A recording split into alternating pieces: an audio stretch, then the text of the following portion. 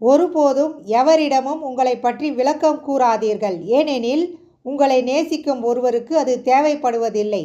உங்களை வெறுக்கும் ஒருவர் அதை நம்பப் போவதும் இல்லை.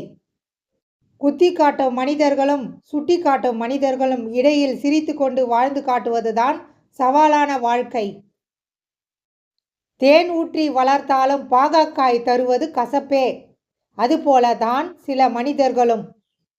நீ நல்லவனா கெட்டவனா என்பதை நிரூபிக்க எதிரில் நிற்பவன் நீதிபதியும் இல்லை, நீ குற்றவாளியும் இல்லை.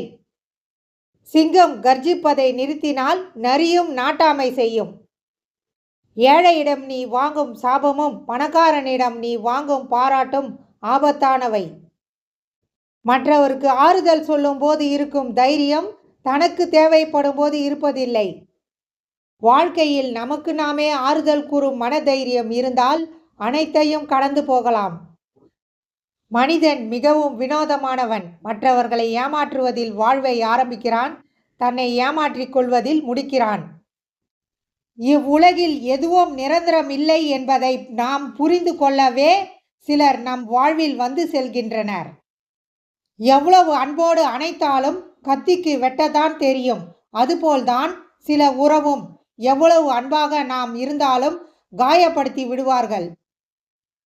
பிறருக்காக வாழ்ந்தால் கடவுள், நமக்காக வாழ்ந்தால் மனிதன், பிறர் உழைப்பை சுரண்டி வாழ்ந்தால் விலங்கு. மனித பிறவிக்கு மிகப்பெரிய நோய் மனக்கவலை.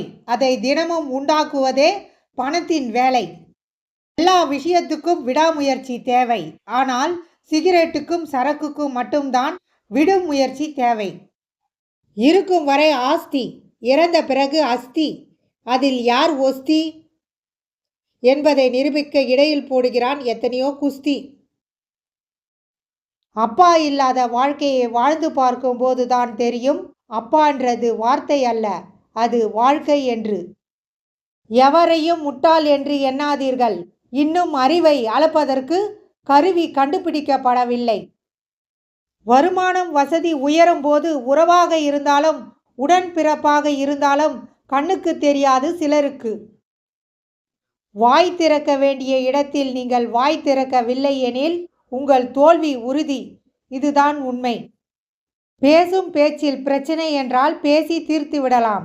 ஆனால் பேசுவதற்கே பிரச்சனை என்றால் பேசி பிரயோஜனம் இல்லை.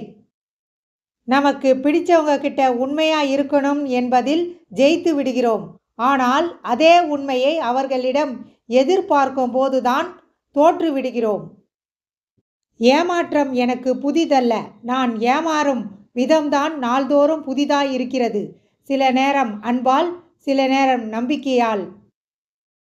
இவ்வுலகில் எதுவும் நிரந்தரம் இல்லை என்பதை நாம் புரிந்து கொள்ளவே சிலர் நம் வாழ்வில் வந்து செல்கின்றனர்.